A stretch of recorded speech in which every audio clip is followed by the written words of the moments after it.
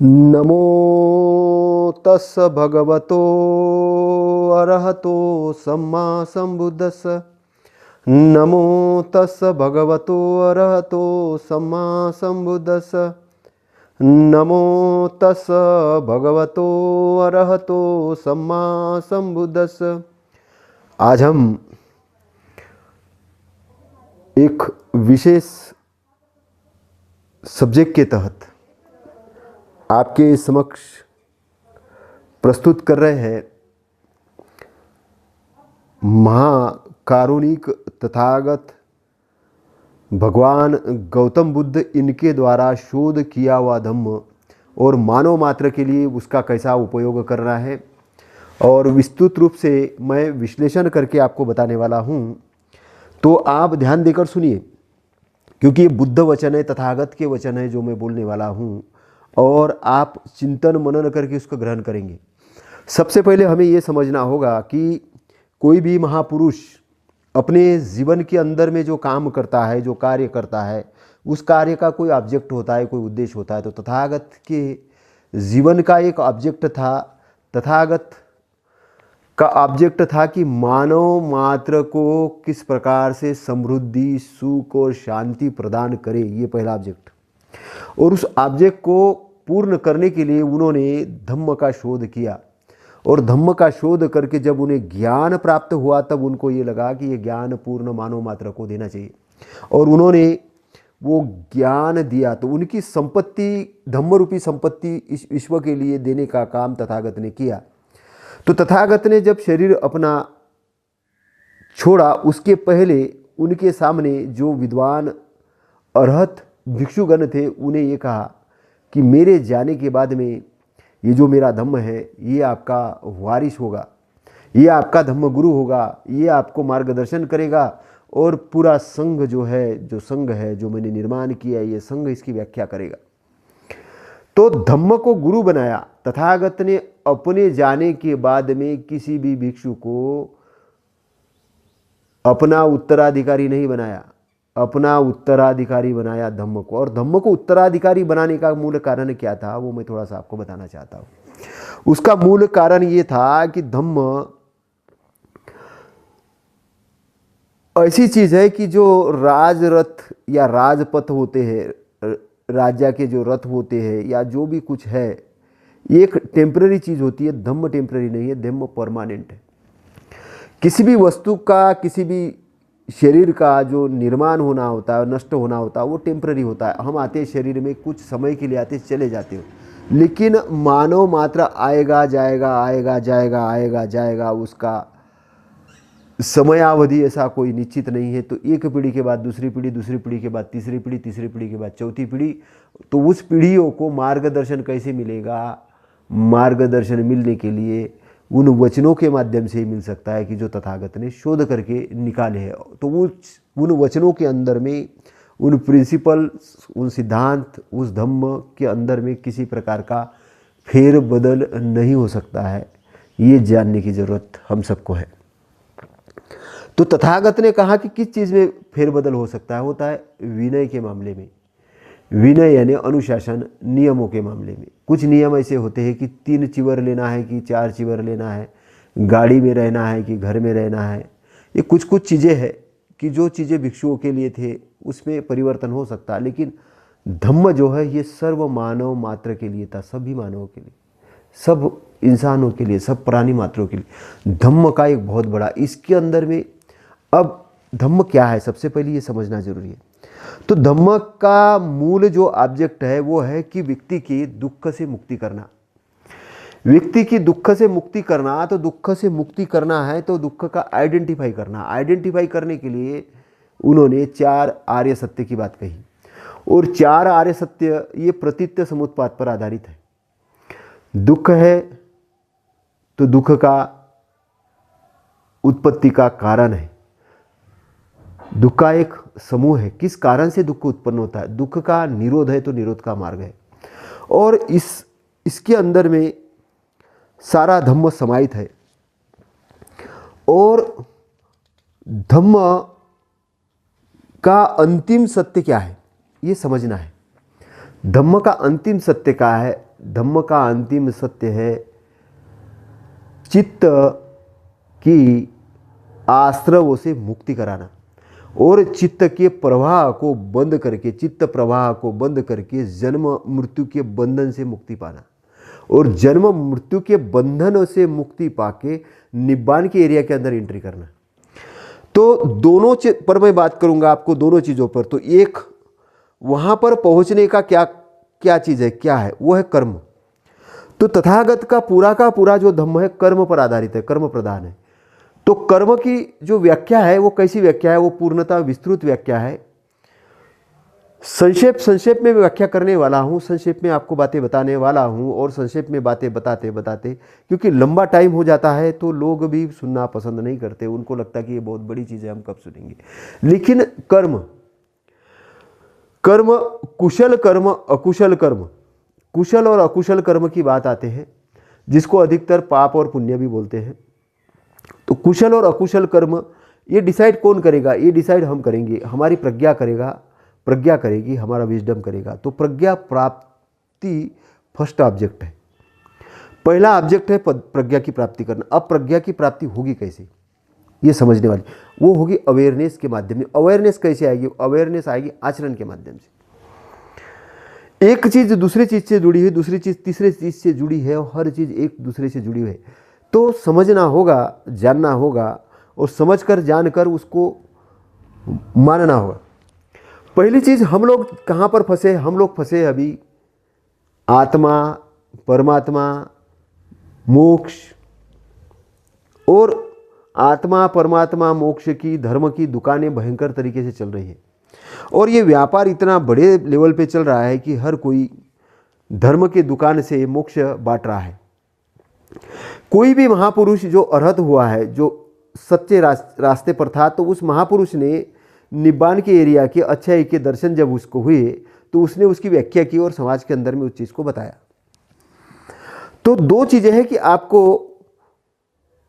दुख से मुक्त होना है। पहली चीज़, दुख से मुक्त होने का मतलब क्या है, मृत्यु से जीतना, मृत्यु को जीतना, जन्म मरण के बद, क्योंकि जन्म है तो मृत्यु है, इसको समझना। जन्म मृत्यु किसकी हो रही है, जन्म किसका हो रहा है, सबसे पहले तृष्णा रूपी जाल होने के कारण चित्त का जो प्रवाह है बार बार इस धरती पर आता है, व्यक्ति जन्म लेता है और ये भवसागर के अंदर में घुसता है। तो चित्त प्रवाह को बंद करके, चित्त प्रवाह किसका बंद होता है, जो अरहत हो जाता है, जो ज्ञानी हो जाता है, उसका चित्त प्रवाह बंद हो जाता है।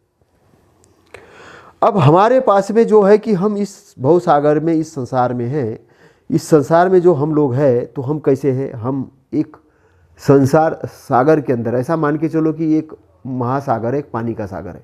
संसार को एक पानी का सागर मान लिया जाए। संसार को अगर हम पानी का सागर मान लेते हैं तो इसको तैर के पार करना है। पहली चीज़, तैरने के लिए आपको एक नाव की ज़रूरत है। वो नाव यानी क्या, वो नाव यानी धम्म है। आप बगैर नाव के भी तैर सकते हो, लेकिन आपको तैरना सीखना पड़ेगा। कब तक तैरोगे, क्या पढ़ोगे, कौन सा साधन लोगे, इसलिए साधन निर्माण कर दिया तथागत ने, धम्म रूपी साधन निर्माण कर दिया। धम्म एक साधन है, एक नाव है, आपको एक किनारे से दूसरे किनारे तक। तो एक किनारा जो है, एक किनारा है जन्म मृत्यु का किनारा है, समझना उस चीज़ को, है ना। एक किनारा जन्म मृत्यु का किनारा और दूसरा किनारा निब्बान का किनारा है। दो किनारे हैं, एक किनारे से दूसरे किनारे पर पहुंचना है। तो एक किनारे से दूसरे किनारे पर पहुंचने के लिए धम्म रूपी उन्होंने मार्ग बताया। अब इस धम्म रूपी मार्ग के अंदर में क्या है, 37 बोधिपक्षीय धम्म है। 37 बोधिपक्षीय धम्म के अंदर में जो सबसे बड़ी चीज़ है वो 4 आर्य सत्य है और 4 आर्य सत्य के अंदर में जो है वो है आर्य अष्टांगिक मार्ग। और आर्य अष्टांगिक मार्ग के अंदर में जाके सम्यक समाधि तक पहुँचते पहुँचते व्यक्ति निब्बान का साक्षात्कार कर लेता है। क्योंकि जिस चीज़ का साक्षात्कार नहीं होगा उस चीज़ के बारे में, प्राप्ति के बारे में आप क्यों सोचेंगे। क्योंकि लोगों के दिमाग के अंदर में बहुत सारे प्रश्न घूम रहे हैं। कुछ पाश्चात्य सभ्यता वाले ये कहते हैं कि एक ही जीवन है, एक ही जीवन है, इस जीवन में जितना भोगना है भोग लो, एक ही जीवन है। और इधर वाले लोग कहते हैं कि 84 योनियां हैं, योनि है, एक योनि से दूसरी योनि में जाएंगे, तीसरी योनि। तो मानव जीवन बड़े मुश्किल से मिला है, इसलिए इसको जितना भोगना है भोग लो, जितना उपयोग करना है कर लो, जितना उसको ये करना है। दोनों ही अतिया है। एक मूढ़ता की अति ये है कि पाश्चात्य ये सोच रहा है कि अभी कितना करना है, क्या करना है करो, तो वो एक शादी दूसरी शादी, एक लड़की दूसरी लड़की, जितनी वासना भोगना है उतनी वासना भोगने में लगा है, जितना इकट्ठा करना है उतने इकट्ठा में रखा करने में लगा है। वो बोल रहा है कि मैं इधर भागूं। दूसरा त्याग करने में लगा है कि ये जीवन मिला है, क्या करूं क्या नहीं, कैसे करूं, वो क्या करना है, तो आलस में पड़ा है। बोले कुछ नहीं करने की जरूरत, जो मिला है बहुत अच्छा है, भगवान ने बड़ा जन्म दिया है। एक आलस्य में और अंधविश्वास में पड़ा है। अब ये दोनों अतियों के बीच में धम्म आता है। धम्म जो आता है, धम्म प्रज्ञा से प्राप्त होता है, प्रज्ञा यानी विजडम से, और विजडम प्राप्त होती है आपके इंटरनल से। जब आप ध्यान की अवस्था में आते हो, ध्यान चक्रमन ध्यान करे हो या विपश्यना ध्यान करो, आनापान सती करो उसमें, या कायानुपश्यना करो, काय के संबंध में ध्यान करो, जो भी आपको अच्छा लगे वहाँ से आपने ध्यान की जैसे ही शुरुआत करते हो, अवेयरनेस की पोजीशन में जैसे ही आप आते हो, तो आपके प्रज्ञा चक्षु ओपन हो जाते, प्रज्ञा डेवलपमेंट होना शुरू हो जाता है, और प्रज्ञा के माध्यम से आपको सही और गलत समझना शुरू होता है। तो सील वह स्थान है कि जिस स्थान पर खड़े होकर हम अच्छाई की तरफ देख सकते हैं। तो सील का मतलब क्या है? पाशील। तो अपने आचरण के अंदर में बदलाव लाना है, अपने आचरण का बदलाव लाना मतलब अपने कर्म को अच्छा करना है। सील यानी कर्म प्रधान है, सील कर्म प्रधान है। तो अपने वाचा को अच्छी वाचा बनाना, अपने दृष्टिकोण को अच्छा दृष्टिकोण बनाना, प्राणी मात्र के लिए मैत्री स्थापित करना, काम वासना की अज्ञानता को समझना, उसके ज्ञान को समझना, मादक द्रव्य के संबंध में जानकारी को एकत्र करना। तो जो शरीर के लिए जरूरी है वो उपयोग करना, जो जरूरी है उसका उपयोग नहीं करना। भिक्षुओं के लिए उन्होंने सीधे सीधे नियम दिए कि आपको पत्नी विहीन रहना है, गृहस्थ को बोला पत्नी के साथ रहना है, लेकिन डिसिप्लिन में रहना है। भिक्षुओं को बोला कि आपको तो निब्बान प्राप्त करना है, आप तो अपने आप को त्यागी हो, 3 चीवर लेना है, अपने आप को उस मात्रा में भोजन करना, ग्रहण करना है जिस मात्रा में आपका शरीर जरूरी है। उपासक के लिए 4 उपोषित व्रत रखे हैं, पूर्णिमा अमावस्या अष्टमी के अंदर में। दोनों लोगों के लिए डिफरेंट लिए। उसका ऑब्जेक्ट क्या है? उसका ऑब्जेक्ट, मूल ऑब्जेक्ट है धम्म को समझना, धम्म को जानना। क्योंकि धम्म समझने वाली चीज़ है, धम्म जानने वाली चीज़ है। धम्म जब आप जानोगे तब आपको एक बेसिक चीज़ की ज़रूरत होगी, और वो बेसिक चीज़ की ज़रूरत ये है कि आपको अपने आचरण की ज़रूरत होगी। आप जो भी कार्य करेंगे वो एक आचरण, अच्छे आचरण के माध्यम से करेंगे। तो शील का मतलब होता है अनुशासित आचरण, अच्छे आचरण। तो 5 प्रकार के शील है जो नियम नहीं है, वो स्वेच्छा से ग्रहण किए हुए आचरण है। उस आचरण को समझ के हमें ग्रहण करना है, समय देश काल परिस्थिति के अनुसार। हमें तो इस पर हमने बहुत बार बात की है, लेकिन मैं अभी आपको थोड़ा से वचनों के अंदर में ले जाऊंगा, धम्म वचनों के अंदर। सामान्य व्यक्ति डबरे में रहता है, हम तो आकाश में उड़ते हैं हंस जैसे। कौन कहते? अरहत जो भिक्षु है वो ये बात कहते हैं, तथागत कहते हैं। अब सामान्य व्यक्ति डबरा यानी मतलब एक है कुआं। अभी हम सोचते हैं कि कुआं, इसका मतलब क्या है कि कुआं यानी क्या है कि अगर पूरे ब्रह्मांड की बात की जाए, पूरे आकाश की बात की जाए, तो आकाश इन्फिनिट एरिया के अंदर में है। आकाश किसी पर निर्भर नहीं है, आकाश उत्पन्न नहीं किया जा सकता, आकाश को नष्ट नहीं किया जा सकता। आकाश अनंत है।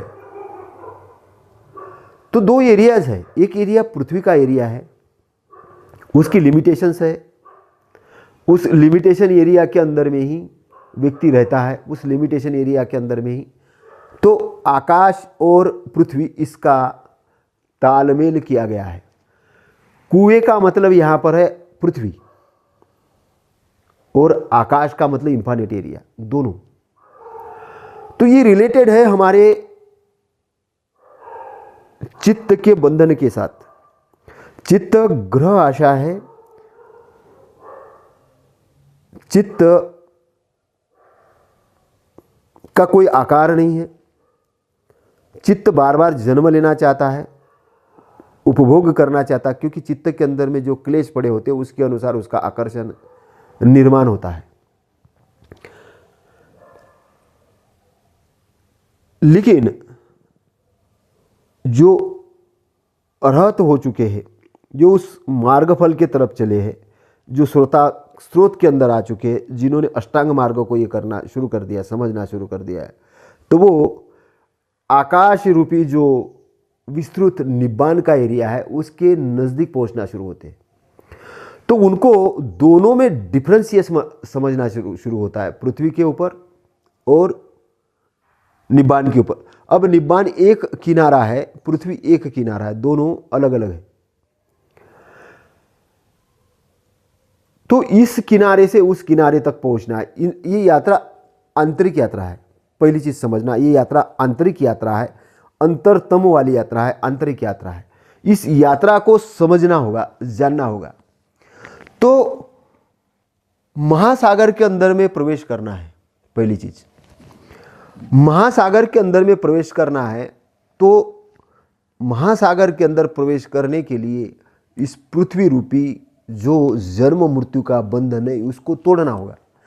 जब ये टूटता है, क्योंकि ये जो बंधन है ये इंद्रियों के माध्यम से जकड़ा है, यहाँ पर तृष्णा है, इस एरिया के अंदर में हम बार बार जन्म ग्रहण करने की कल्पना करते हैं। हम वासना के अंदर में सुख देखते हैं, हम द्वेष के अंदर सुख देखते हैं, क्रोध के अंदर सुख देखते हैं, हम सत्कार के अंदर सुख देखते हैं, हम अभिमानी हो जाते हैं। हमें लगता है मेरी बात लोगों ने सुनना चाहिए, मेरा ही राज्य रहना चाहिए, मैं, है ना। जैसे अभी लोग एक देश दूसरे देश पर जैसे सोचता है कि मैं इसको अपने कब्जे में ले लूँ, एरोप्लेन से मैं हाथकड़ी लगा के यहाँ के लोगों को उधर भेज दूँ, जैसे ये सोचता है दिखाने के लिए, ये सोचता है कि इसको इनवाइट करूँ, उसको नहीं करूँ। तो यहाँ पर बड़ी उधमबाजी चल रही है इस ग्रह के ऊपर में, पृथ्वी ग्रह के ऊपर में। लेकिन निब्बान वाले एरिया के अंदर में कोई उत्पाद नहीं, कोई कुछ नहीं, क्योंकि वो शांत है। ऐसा मान के चलिए कि एक चक्रवर्ती राजा जिसका सब कुछ है, सब परिपूर्ण है, उसको कोई चिंता नहीं। तो वो एरिया अलग एरिया है, ये एरिया अलग एरिया है। यहां पर इस एरिया के अंदर से हमें कर्म करके उस एरिया के अंदर पहुंचना है। फ्री फोकट नहीं पहुंचेंगे, पहली चीज ध्यान लेना। कर्म क्या करना है? कर्म अच्छे कर्म करने हैं, मैत्री रूपी कर्म करने हैं। तो यहां पर हमारी जो भूमिका आती है वो आती है कर्म की। तो सबसे पहले मार्ग के अंदर में आना जरूरी है, वहां तक पहुंचना है। तो यहां व्याख्या की अव्याख्या करने की जरूरत नहीं है, सबसे पहले समझना है। क्योंकि अभी जो चीज बताना चाह रहा है कि नहीं, तो कुछ लोग आएंगे वो बोलेंगे शिव अजन्मा है, वो मृत्यु नहीं पाता है, वो जन्मता नहीं है, उधर आपको लेके खींच लेंगे, आपको दूसरे लाइन में खींच लेंगे, धर्मों के लाइन में। क्योंकि धर्म वाले लोगों ने धम्म का बड़ा नुकसान किया है। धर्म वाले क्या करते हैं कि कोई महापुरुष आता है, कोई विद्वान पुरुष आता है, कोई अरहत आता है, उसकी एक बपोती बना लेते हैं अपनी वाली, और उसको एक धर्म का नाम दे देते हैं और बोलते इसी रूप में तुम्हें तो वो स्थान मिल जाएगा। तुमको ये मानना पड़ेगा कि मैं ईश्वर का पुत्र हूं, मैं उसका संवेदवाहक हूं, मैं ये हूं, तुम्हें मानना पड़ेगा। मान लिया, ठीक है, उसके बाद जो लिखा है वैसे ही मानना पड़ेगा। तो वहां पर गड़बड़ी ये हो जाती है कि प्रज्ञा डेवलप नहीं हो पाती। अब वचन अगर सही ढंग से लिखे भी है, किसी महापुरुष ने कोई वचन बोले हैं, लेकिन आपका समझने का लेवल भी वो होना चाहिए, नहीं तो आप अर्थ के अनर्थ कर लोगे। उन्होंने किस संदर्भ में कौन सी बात की थी और आपने कौन से संदर्भ में समझी, तो जो पुरोहित, मौलवी या जो व्याख्या करने वाले लोग तैयार हुए हैं, इन्होंने क्या उसकी व्याख्या सही तरीके से की है या नहीं की है, इसकी जानकारी कैसे होगी, ये इंपॉर्टेंट चीज़ है। क्योंकि अगर उन्होंने सही तरीके से व्याख्या की और आपने सही तरीके से ग्रहण किया है तो आपका भला होगा। अगर उन्होंने व्याख्या की, अव्याख्या की और आपने गलत तरीके से ग्रहण किया तो आपका बुरा होगा। वो किस चीज़ के कारण? क्योंकि आपने क्योंकि उस महापुरुष ने जो बताया था वो तो सही बताया था, उस महापुरुष ने तो सही बताया था, लेकिन जो ग्रहण करने वाला था उसकी विवेक बुद्धि, उसका डेवलपमेंट उतना था ही नहीं कि उसने ढंग से ग्रहण किया। उसने ढंग से ग्रहण नहीं किया तो समझने वाले ने ढंग से नहीं समझा। तो जो चीज़ें अभी पृथ्वी तल पे जो उथल पुथल मची हुई है वो केवल और केवल अज्ञान के कारण मची है। कोई भी विश्व का महापुरुष, कोई भी अरहत पुरुष ये कभी नहीं चाहेगा कि इंसान दुखी हो। पहली चीज, वो कभी नहीं चाहेगा कि धरती के ऊपर में कोई विपदा है, कभी नहीं चाहेगा। वो कभी नहीं चाहेगा कि व्यक्ति प्रोग्रेस नहीं करे। वो चाहेगा, वो प्राणी मात्र के लिए अच्छा चाहेगा, वो सबके लिए अच्छा चाहेगा, क्योंकि वो मैत्रीवान होगा। तभी तो वो मैत्री वाले इन्फानिट एरिया के अंदर से उसने एंट्री की है। उसको ऐसे ही नहीं मिली है वहां पर एंट्री, वो वैसे ही सत्पुरुष नहीं बना है। तो जो समझना होगा कि असली सत्पुरुष है या नहीं है,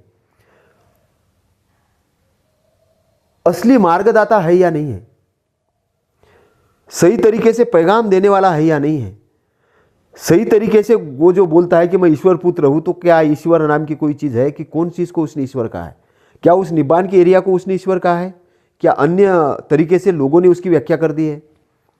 आपको समझना होगा, आपको जानना होगा, आपको इन धर्म ग्रंथों की, इन किताबों का विश्लेषण करना होगा, क्योंकि जीवन आपका है, जीवन आपका है, सदगति आपको पाना है, जन्म मृत्यु के बंधन से आपको मुक्त होना है। आप अकेले आए थे, अकेले जाने वाले हो, अकेले आए थे, अकेले जाने वाले हो। अगर आपने यहीं पर मृत्यु की तैयारी नहीं की तो ये जीवन आपने नष्ट कर दिया। इतना बहुमूल्य अमूल्य जीवन आपने नष्ट कर दिया और आप भव बंधन में, भव सागर के अंदर में गोता खाने वाले, बंधन में घूमने वाले व्यक्ति बन जाओगे। और आपको भटकाने वाले लोग मिल जाएंगे कि नदी में आओ, नहा लो, मोक्ष मिल जाएगा, भगवत का कथा पाठ कर लो, मोक्ष मिल जाएगा, पूजा कर लो, मोक्ष मिल जाएगा, मंदिर में दान ले दो, मोक्ष मिल जाएगा। आपको मोक्ष की दुकानें मिल जाएगी और मोक्ष की दुकानें वाले लोग आपको भरमाना शुरू करेंगे। आप जब दुनिया का अच्छा करने भी जाओगे तो वो मोक्ष वाले लोग बीच में आ जाएंगे, वो उनको पढ़ाना शुरू करेंगे और सामान्य जनता को भटका देंगे, और भटकाने के कारण आपस में झगड़े लगा देंगे, वर्ण व्यवस्था तैयार करेंगे, जाति व्यवस्था तैयार करेंगे, धर्म के नाम से एक दूसरे को लड़ा देंगे और एक उत्पाद मचाना शुरू कर देंगे। उसको ख़त्म करने का काम कौन करेगा? उसको ख़त्म करने का काम प्रज्ञा पुरुष करेगा, प्रज्ञावान व्यक्ति करेगा, जानकार व्यक्ति करेगा। और वो जानकार व्यक्ति कौन बनेगा? वो आप बनेंगे, क्योंकि आप बनेंगे जब आप अच्छाई का रोपण करना शुरू करेंगे, अच्छाई के बीज डालना शुरू करेंगे, तो अच्छाई के कर्म के फल आना शुरू हो जाएंगे। और अच्छा कर्म फल ही आपका एक बैंक बैलेंस होगा, और वो बैंक बैलेंस ही आपको उन्नति के शिखर पे ले जाएगा, मुक्ति के शिखर पे ले जाएगा, मुक्ति के मार्ग पर ले जाएगा और स्रोत के अंदर में ले आएगा। इसलिए पुण्य कर्म, कुशल कर्म, अच्छे कर्म करने के लिए जल्दबाजी करो, जल्दी करो, जल्दी करो, बहुत सारे कुशल कर्म करो। आलस में मत पड़ो, हमने सब कुछ पा लिया है, हमने नौकरी पा ली है, पेंशन हमारे पास में है, ऐसे डिंग हकालना बंद करो और रास्ते पर आ जाओ, समझो, धम्म को समझो। तो मैं जो बोलना चाह रहा था कि ये जो हम कहाँ पर है? हम है संसार के अंदर में है। हमारा जन्म लेने का एक ऑब्जेक्ट है। अब जन्म लेने का हमारा ऑब्जेक्ट ये है कि हमने दुख से मुक्ति प्राप्त नहीं की थी, इसलिए हमारा जन्म हुआ है। हम तृष्णा में पड़े थे, इसलिए जन्म हुआ है, लेकिन अब हम ये तृष्णा पर जीत हासिल करनी है, हमें एंट्री करना है उधर। अगर हम इसमें पास नहीं हो तो हम भव बंधन में पड़ के भव चक्कर में पड़ जाएंगे और आवागमन के फेर में पड़ते हुए जन्म और मृत्यु के बंधन में पड़ेंगे और पैदा होंगे, जवान होंगे, बूढ़े होंगे, मर जाएंगे, वही। तो उससे अभी बाहर निकालना है, उस आवागमन के फेर से बाहर निकलना है, उस चक्र से बाहर निकलना है। उस चक्र से बाहर निकालने का काम तथागत का धम्म करेगा। तो धम्म के शरण आना है, धम्म को समझना है और जागने का काम करना है। इसलिए तथागत ने कहा कि मैं मार्गदाता हूँ, मोक्षदाता नहीं हूँ। धम्म नाव जैसा है, भवसागर में आपको पार करवाने के लिए है, निब्बान तक ले जाने के लिए है। तो सब दानों से बढ़कर धम्मदान है, सब दानों से बढ़कर धम्मदान है, सब रति से बढ़कर धम्म रति है। तो धम्मदान सब दान जिनाती, धम्म रस सब रस, जितना भी रस है, जितना भी रस है, जैसे कबीर साहब कहते हैं कि पीवत राम रस, राम यानी अपने अंदर का राम, उसने रस पी लिया, अच्छाई का रस पी लिया, लागी खुमारी, खुमारी लग गई कहाँ पर? वो आनंद के क्षण के अंदर, निब्बान के एरिया के अंदर में एंट्री पा लिया, वहाँ से दर्शन हो लिए, उसको देखना शुरू किया, तो वहाँ से उसे आभा मंडल मिल रहा है, वहाँ से अच्छाई मिल रही है, वहाँ से संगति मिल रही है, वहाँ से एक आश्रय का स्थान मिल रहा है, और एक ऐसा स्थान मिल रहा है कि उसको लग रहा है कि मैं यहाँ से छुटकारा प्राप्त करके मैं उस स्थान पे जाने वाला हूँ। यही आपका मोक्ष है, यही आपकी मुक्ति है। तो मुक्ति के लिए अष्टांग मार्ग है। अष्टांग मार्ग आपको निब्बान का साक्षात्कार करेगा, मतलब आपको दर्शन करवा देगा। जिस चीज़ का आपने साक्षात्कार ही नहीं किया, दर्शन नहीं किया, तो आप उधर जाने के लिए क्यों कार्य करेंगे? पहली चीज़। इसलिए अष्टांग मार्ग को समझना। अष्टांग मार्ग मन वचन और काया पर आधारित है, और ये डिसिप्लिन करवाता है, अनुशासन करवाता है, अनुशासित करवाता है चित्त को, और सारे कर्म इंद्रिय को डिसिप्लिन करने का काम अष्टांगिक मार्ग के माध्यम से होता है। मतलब आपका काम ये बनता है कि आप अपने आप को विद्यार्थी बनाएं, अच्छा आचरण करें और अच्छे कार्य करें, अच्छा थॉट प्रोसेस करें, वचन अच्छे बोले, शरीर से अच्छे कर्म करें, अच्छी टीम बनाएं, अच्छी प्रोग्रेस करें और एक सुंदर कार्य करें। एक सुंदर कार्य, इंटरनली कार्य आपका बाह्य कार्य बनेगा, बाह्य कार्य आपका इंटरनली कार्य बनेगा, दोनों। तो यहाँ पर इस धरती के अंदर में हम कर्म करने के लिए, बस ये मैं कहना चाहता हूँ। उन्नति करने के लिए तो भौतिक उन्नति तो होगी, भौतिकता तो आएगी, वो तो रिजल्ट है, लेकिन उसके साथ इंटरनल हैप्पीनेस भी आएगा, उसके साथ आरोग्य भी आएगा, सारा बैलेंस चलेगा आपके साथ में, सारा बैलेंस चलेगा और उन्नति होगी। उन्नति होगी तो डेवलपमेंट करना, रोजगार तो निर्माण होगे, क्योंकि ब्रेन डेवलप हो जाएगा, ब्रेन बहुत बड़े लेवल पे डेवलप हो जाएगा और ब्रेन काम करेगा। तो यहाँ पर उन्नति के साथ तो अष्टांग मार्ग बैलेंस वाला मार्ग है। अष्टांग मार्ग बैलेंस वाला, भौतिक उन्नति तो देगा, शारीरिक तो देगा, इस संसार के अंदर में लोगों की उन्नति तो करेगा, पृथ्वी को तो अच्छा बनाएगा ही बनाएगा, क्योंकि कहीं नहीं कहीं निब्बान रूपी छाया यहाँ पर पड़ना शुरू होगी लोगों के अंदर के माध्यम से। इसलिए जो ज्ञानी लोग यहाँ पर निर्वाण हो जाएंगे, जब ज्ञानी आदमी बनेगा तब वो किसी का बुरा नहीं चाहेगा, वो अच्छा चाहेगा, वो किसी के कल्याण के लिए काम करेगा। इसलिए कल्याण मित्र बनना शुरू हो जाएंगे। तो हमें कल्याण मित्र की अर्हत हो कि यहाँ पर एक जमात क्रिएट करनी होगी, जैसे तथागत के समय थी।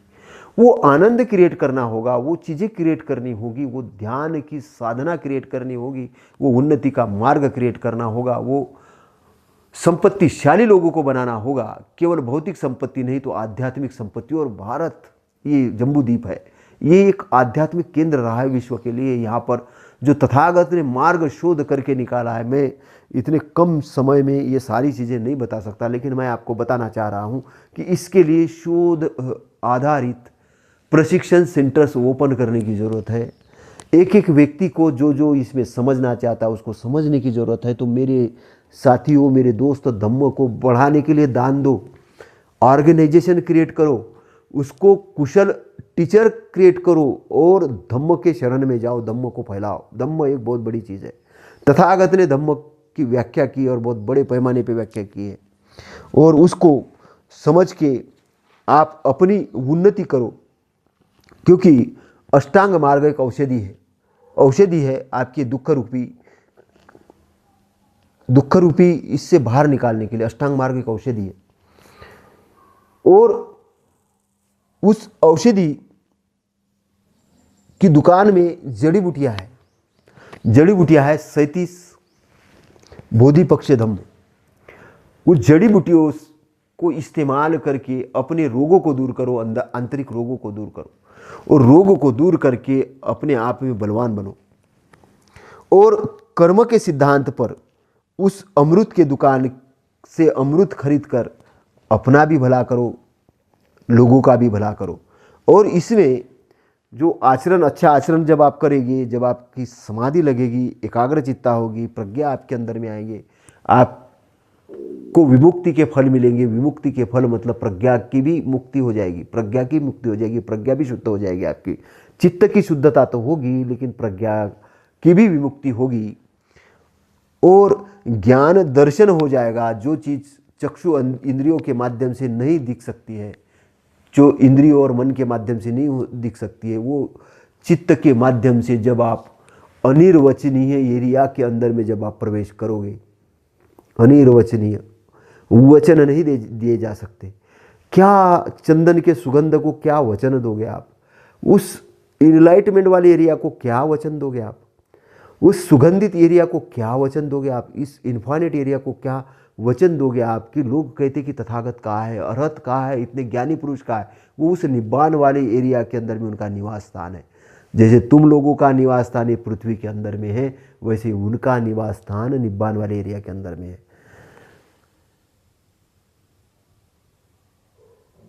तो वहां पर न जन्म है न मृत्यु है, और चित्त की धारा वहाँ से खत्म हो जाती है। चित्त की धारा, ये धारा जो है ये खत्म हो जाती है, और धारा खत्म होते पर अरहत पद के अंदर में प्राप्त होकर उस एरिया के अंदर में चले जाते इन्फाइनाइट। तब वो बोलते हैं कि तुम डबरे के अंदर में मजा करते हो, डबरे को ही संसार समझ रहे हो, हम तो आकाश के अंदर में एक पक्षी के जैसे आकाश के अंदर में उड़ रहे हैं, हम तो देख रहे हैं संसार को। तो वो इन्फाइनाइट एरिया के अंदर में एंट्री मारना है, उसको समझना है, उसको जानना है। और वे कैसे जानोगे? इस धरती पे रह के ही जानोगे। शरीर छोड़ने की ज़रूरत नहीं है। अभी मैं देखता हूँ कि हम लोग कंपटीशन के दौर में घुस गए, बच्चों को घुसा दिया कंपटीशन में, और ये इसके साथ कंपटीशन, उसके साथ एकेडमिक कंपटीशन ये कर दिया। और एकेडमिक कंपटीशन में ना हम बच्चों को ध्यान सिखा रहे हैं, ना साधना सिखा रहे हैं, ना नैतिक आचरण सिखा रहे हैं, हम केवल कंपटीशन सिखा रहे हैं, कंपटीशन सिखा रहे हैं। वो अपने से आगे किसी को नहीं जाने देना चाहता, और वो सारी चीज़ों को रोक के बोलता कि मैं ही सबसे बड़ा हूँ, मैं ही सबसे बड़ा हूँ। तो मैं ही सबसे बड़ा आत्म सत्कार और खुद के सत्कार है ना, आत्मा खुद को आत्मा मानता है वो, और खुद के सत्कार के लिए काम करता है। बस मेरा भला हो, मेरा भला हो, मेरा भला हो, मेरा भला हो, मेरा भला हो, चाहे किसी तरीके से हो। तो इसी तरीके से लोभ की प्रवृत्ति के अंदर घुस जाता, देने की भावना खत्म हो जाती है लोभ में। और लोभ में इकट्ठा करता है, किसी को कुछ नहीं देता, और बोलता है कि मैं बहुत अमीर हूँ। लोगों को देखता है, उसको लगता है कि मेरे आगे पीछे गरीबों की एक जमात खड़ी हो गई तो मैं बड़ा अमीर हो गया। तो कंपटीशन ऐसा खड़ा हो गया। लेकिन तथागत के धम्म का कंपटीशन ऐसा नहीं है। ये विद्वानों की जमात को खड़ा करता है, विद्वानों की जमात को खड़ा करता है। यहाँ पे बेरोजगारी, भूखमरी निर्माण होने का मूल कारण है कि गरीबों की हम लोग जमात खड़ी करना चाहते, वर्ण व्यवस्था के माध्यम से, जाति व्यवस्था के माध्यम से, धर्म की अंधभक्ति के माध्यम से, अज्ञान के माध्यम से, और उसको हमें ख़त्म करना है। हमें ज्ञानवानों की टीम खड़ी करना है। तो ज्ञानवानों की टीम कैसे खड़ी होगी? वो केवल अज्ञान के कारण नहीं, अज्ञान को ख़त्म करके होगी। अज्ञान को ख़त्म कैसे होगा? उसके लिए किसी की जान लेने की ज़रूरत नहीं, किसी की जान लेने की ज़रूरत नहीं। उसके अंदर का जो प्रोग्रामिंग है गलत, वो प्रोग्रामिंग बाहर करने की ज़रूरत है।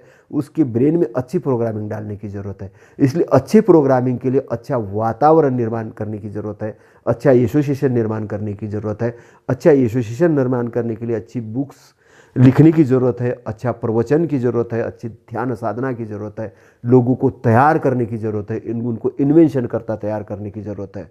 मतलब वो पूरे कार्य कारण के सिद्धांत को समझे, कॉज इफेक्ट के लॉ को समझे, प्रतीत समुत्पाद को समझे, और अपना उद्धार करने वाला व्यक्ति बने। तथागत के धम्म के माध्यम से तथागत का धम्म मार्गदर्शन देगा, गाइडलाइंस देगा। और भारत विश्वगुरु कैसे बनेगा? सारे जो टुकड़े टुकड़े कर दिए भारत के, उस टुकड़ों को हम जोड़ेंगे, हम मैत्री भाव निर्माण करेंगे, हम एक दूसरे के साथ में सामंजस्य ये करेंगे, हम सही और गलत में फ़र्क पैदा करके गलत को साइड में करेंगे और अच्छाई को साथ में लेके हम आगे बढ़ेंगे। और उसके बाद क्या होगा? जब लोग ज़्यादा ही अच्छाई का जब प्रचार होगा तो गलत लोग भी अच्छे बन के वो अपने आप में परिवर्तन करेंगे, क्योंकि व्यक्ति के अंदर में परिवर्तन करने का गुण धर्म है और वो गुण धर्म से अपने आप को अच्छा कर लेंगे। तो तथागत के वचनों को हम प्रस्तुत करने वाले ट्रेनिंग्स भी तैयार करेंगे, जिसमें कि लोगों से कैसा डिबेट डिस्कशन करना है। भिक्षुओं के लिए ट्रेनिंग सेंटर्स ओपन की ज़रूरत है और शिक्षण संस्थाएं तैयार करने की ज़रूरत है। नई तरीके से हमें एक दृष्टि निर्माण करने की ज़रूरत है, ताकि कभी कोई हमारे देश के बच्चों को हथकड़ी लगा के इधर नहीं भेजे। वो नालंदा जैसे विश्वविद्यालय में आके लाइन में लगे कि भाई हमें भी ज्ञान दे दो, क्योंकि हम देने वाले हैं। हमारा ये देश विश्व के अंदर में विश्व गुरु इसलिए कहा जाता था क्योंकि हमने दिया है, विश्व को हमने दिया है। इसलिए विश्व में बहुत सारे महापुरुष पैदा हुए हैं, है ना, जो अपने आप को, जिन्होंने कभी फिर पैगंबर बोला है, अपने आप को किसी ने ईश्वर पुत्र बोला है, कुछ भी बोला, लेकिन अच्छे लोग थे वो। उन्होंने कुछ नहीं कुछ अपना अच्छा देने का काम किया है। लेकिन ये है कि उनके अनुयायी जो आ रहे हैं, उन अनुयायियों ने क्या किया उस पर ये ध्यान देने की ज़रूरत है। तथागत के अनुयायियों ने क्या किया, हम अलग अलग इसमें बढ़ गए। अभी मैं देखता हूँ कि महायानी बोलते हैं कि जब तक पूरा आखिरी वाले व्यक्ति को ही हम औरत नहीं बना देंगे, मुक्त नहीं कर देंगे, तब तक हम अपनी मुक्ति नहीं चाहेंगे। तो धम्म की व्याख्या की अव्याख्या हो गई। जापान का मैं विरोध नहीं कर रहा हूँ, लेकिन मैं बता रहा हूँ कि महायान ने चमत्कार का ये कर दिया, और इधर हीनयान या जो थेरवादी है, इन्होंने 10 पारामिता को ऐसे बना दिया कि 10 जन्म लेना पड़ता फिर अर्हत बनता। इधर कोई ज़्यादा दिमाग लगाने की ज़रूरत नहीं, बता रहा हूँ। हम पृथ्वी पर है और निब्बान का एक एरिया, पृथ्वी से निब्बान के एरिया के अंदर में एंट्री मारना। और निब्बान का एरिया आकाश जैसा एरिया, ना कोई जन्मता है, ना उसकी कोई मृत्यु है, ना अवागमन होता है। वो इन्फानेट एरिया और वो पूरे विश्व पर छाया हुआ है। लेकिन वहाँ पर एंट्री करने के लिए हमें उस लायक बनना होगा, उस लायक तब हम वहाँ पर जाएंगे, क्योंकि हम अपने दोषों को लेके वहाँ तक नहीं जा सकते। दोष दूर करने का तरीका क्या, अच्छे कर्म करना, क्योंकि बुरे कर्म को अच्छे कर्म ही खत्म कर सकते हैं।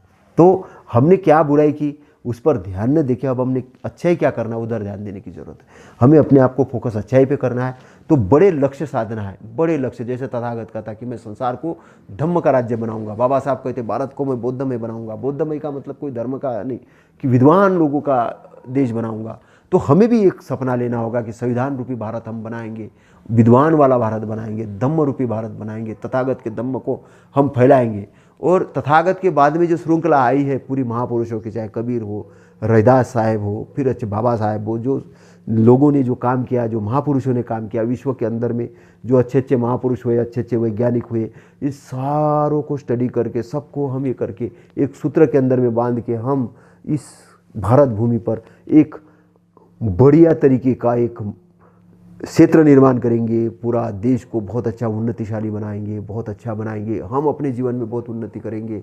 हम अच्छे अच्छे सेंटर्स ओपन करेंगे, अच्छे अच्छे एजुकेशन सेंटर्स ओपन करेंगे, हम अच्छे अच्छे चिकित्सालय ओपन करेंगे। हम सारी चीज़, हम बहुत अच्छे तरीके से रोज़गार निर्माण करने वाले क्षेत्र ओपन करेंगे। हम बहुत बड़े पैमाने पे लोगों का कल्याण करने के लिए, लोगों का भला करने के लिए, इसलिए तथागत का जो वचन है, बहुजन हिताय बहुजन सुखाय, आदि न कल्याण मध्य न कल्याण अंत न कल्याण के लिए काम करने वाली टीम तैयार करेंगे। और इसलिए बाबा साहब ने जो बहुत बड़ा काम किया वो है कि हमें धम्म दिया है, धम्म दिया है। और इसलिए अब लोग बोल रहे हैं कि हमारा सनातन धर्म है, सनातन धर्म है। बिल्कुल है आपका सनातन धर्म।